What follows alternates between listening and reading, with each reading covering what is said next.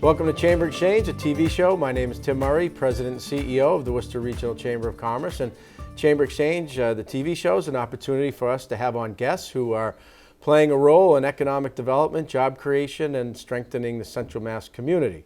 I want to thank Bank Hometown, the sponsor who helps make the show happen, and we're going to have a little wrinkle to the show later on with the feature of Bank Hometown. But I'm going to start off the first segment, and what I think is a pretty interesting show today, with Melanie Bonsu, who is the Community Relations Manager for Saint-Gobain Abrasives, and some people know it historically as the Norton Company. But Melanie, welcome. Thanks, Tim. So if someone is not familiar with Saint-Gobain Abrasives, maybe you could just tell a little bit about the company. Absolutely. So Saint-Gobain Abrasives, formerly Norton, has been in Worcester for 138 years. We were bought by Saint-Gobain in 1990. We are the largest abrasives manufacturer in the United States and probably one of the largest in the world. We make, here in Worcester, we make grinding wheels and super abrasives, but throughout North America, we also do coated abrasives, which is a fancy way to say sandpaper. Sandpaper. Sandpaper. And in Worcester, the campus, primarily in the Greendale, North Worcester section, and close to 1,000 employees? Or? Yep, we have about 1,000 employees on our Worcester Greendale campus. We also have a smaller campus, which is not abrasives, but it's Saint-Gobain PPL on Plantation Street. And out in Northborough, we have our Global Research and Development Center. Right, so in total, probably locally 1,300 employees anyway here in Central Mass. Yep. And a great history. So with that history and that involvement, very engaged in the community historically, Saint-Gobain, Norton as the predecessor. You still continue that and doing some work with some nonprofits. Absolutely. So our focus is to make the world a better home, which includes making our community a better home. Locally, we just gave out about $125,000 in grants to about 17 nonprofits.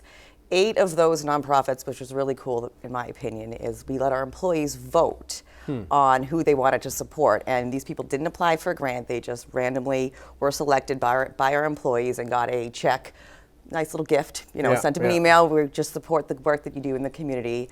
On the grant side, we recently supported the Achievers program at the Central Branch YMCA and the summer camp program at the Greendale Branch YMCA. The Greendale YMCA was actually built on land gifted from Norton when 90 came through so that they could have their own facility. We're supporting the Portraits Project at Mechanics Hall, which is really important to me that we've got representation in that iconic building, and as well as we're supporting a health equity dashboard for Community Health Link to ensure that their services are accessible to all. So quite a bit of programming that's being funded in terms of community impact. And I'm just kind of curious, with close to 1,000 people, how did they vote? And with all the controversy about ballot counting and that's taking place nationally, who was in charge of counting the ballots? It was me, and I was very honest. When I first came on, it was a different model with our Community Impact Fund. There was a committee that actually reviewed grants, and people had to apply. In order to broaden the voices and opinions, I decided to change it from a committee model to a public vote model. So basically we put up 20 nonprofits that might not fit within our pillars of grant funding, which our pillars are usually STEM education, community improvement, workforce development, and sustainable housing. So they might not fit, but they're still very impactful within the community. We sent out an email, we had posters, I posted up in the cafe, like QR code, vote on your phone. It took 3 minutes to vote. We got about a 30% turnout in voting, which is more opinions than we had before. So I'm hoping, we'll get more for the next round. They did have a spot where they could write in who they'd like to support. So that also allows me to make decisions when it comes to sponsorships, like what's important to our employees. And it was really fed by the feedback that we got there. And so that vote was drove the investment in 17 nonprofits? The 8. The eight. Okay, yep. okay. The other ones were grant. Grant, okay, Yep. got it. And you're going to probably have, now that you get the voting, you'll probably have different organizations outside lobbying employees that are coming in for their shifts. We get a lot of phone calls. Right. But that's great that's happening. And, you talked about, the abrasives and kind of the world leader. It's, given kind of world events and the reshoring of manufacturing. I mean, really, you can't manufacture things without having Saint-Gobain grinding wheels and products.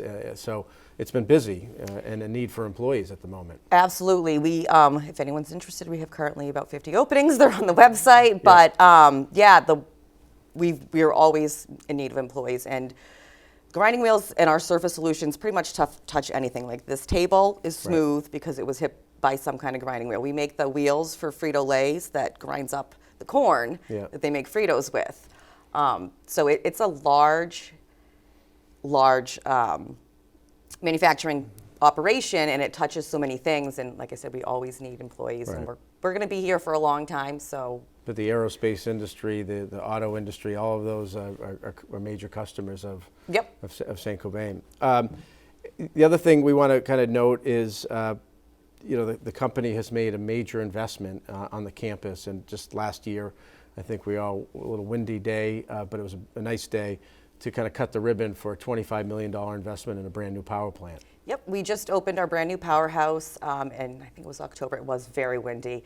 It reduces our emissions by 50%, which is huge. It's also got a great economic impact with the savings we'll have operationally. The powerhouse we had before was probably state of the art back in the 1950s when we had it, but that turbine was old. It wasn't efficient. And we have a commitment to reach net zero by 2050. So things like this powerhouse help us get there. And it's also a commitment that if we're going to invest that kind of money in our campus, it's a sign that we're not going anywhere. Yeah, and that's, I think, many people are encouraged both from the environmental end, but also with decisions like that to make such a substantial investment are taking place. There's a confidence in the future of that campus and 1,000 people it employs, and the economic impact that the company has in a whole variety of ways, those employees and their purchasing power, the philanthropic work that you're doing. The other thing that the Chamber has decided to give Saint-Gobain Abrasives the Richard B. Kennedy Business of the Year Award for that investment in the $25 million, but also really a groundbreaking and historic partnership with the Worcester Business Development Corporation to redevelop 50 plus acres of the campus that has not been used for a long time. Yep, we're very honored to receive this award. That BDC deal I came in on the tail end, and I was really excited. I grew up in this area, I grew up in this city. I joked when I was interviewing that when I first got my license, I could cut through the campus. Now you can't. This will allow you to go back. So with those 51 acres being transferred over to the WBDC, it was, as manufacturing evolves, our spatial uses had decreased. So we had these underutilized areas that we didn't need anymore. And instead of just leaving it there, and let's be honest, it wasn't the prettiest skyline view of the city, us investing, transferring these acres and allowing the WBDC to invest in revitalizing it will bring more jobs to the city. It'll obviously clean up the skyline view, and it was just the right thing to do as community partners. Yeah, but really an exciting project at WBDC. There's few organizations better at creating, redeveloping, creating pad-ready sites, and the mission and the focus will be to create jobs. With the new pad-ready sites, work to bring developers and investors or companies in that'll be job intensive and complement the work that goes on next door. So we're excited about that, and for that, the Richard B. Kennedy Business of the Year will be going to Saint-Gobain Abrasives. So Melanie, thanks for being with us. Thank you. And all the good work that you're helping lead, and keep up the good work. Thank you. Stay with us. We're going to come back in a minute or two with kind of a new wrinkle for this next segment. These days, you've got your hands full in life. That's why we help you bank simply and securely with tools like Face ID and Touch ID. It's why we make it easy to make purchases on the go and get cash back while you're at it. Why we help you quickly deposit checks wherever you are. And it's why we lend a hand with sending and receiving money right from your phone. So even when you're on the move, you can manage your finances. Bank Hometown. Unlock your potential. Worcester, a city with heart, history, and promise.